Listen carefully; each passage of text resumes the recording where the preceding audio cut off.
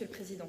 Chers collègues, en examinant le bilan agricole de notre région pour la période 2020-2024, il est impératif de commencer par souligner un paradoxe. D'un côté, des efforts de la majorité régionale sont à reconnaître, des initiatives ont été prises, des dispositifs mis en place.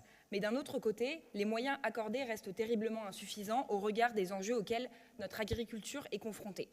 Avec moins de 2% du budget régional dédié à l'agriculture, nous restons très en deçà de ce qu'exige cette filière. Pourtant, elle constitue un pilier fondamental pour l'économie, l'environnement et la cohésion sociale. Dans un contexte d'inflation galopante, pourquoi le budget agricole 2025 est identique à celui de 2024 ? Cela revient à une baisse nette des ressources réelles disponibles pour nos agriculteurs.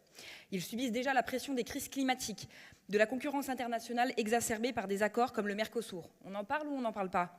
Et qu'en est-il de l'augmentation des coûts de production ?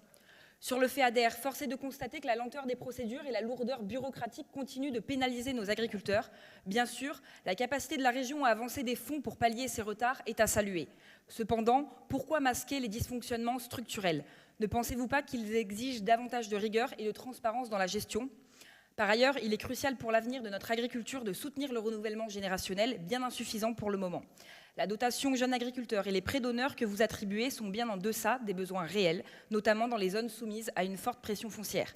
Un partenariat renforcé avec la SAFER est indispensable pour garantir un accès équitable au foncier agricole. Cela empêchera que ce dernier devienne inaccessible aux jeunes agriculteurs. Enfin, que pensez-vous de ces propositions pour un avenir cohérent et ambitieux ? Rehausser largement le budget agricole, simplifier et accélérer les procédures liées au FEADER et autres aides régionales, renforcer les dispositifs d'accompagnement des jeunes agriculteurs et assurer une cohérence stratégique. Monsieur le Président, notre agriculture a besoin d'un plan audacieux, d'un soutien massif et d'une stratégie claire. Et puis je me permets, vu que depuis le début de la séance, vous parlez de la motion de censure, il faut quand même vous rappeler que les crédits dédiés à l'agriculture resteront inchangés et ne subiront pas la coupe drastique de 13,5% prévue par le projet de Michel Barnier. Vous qui avez soutenu Emmanuel Macron, finalement, il vaut mieux balayer devant sa porte. Je vous remercie.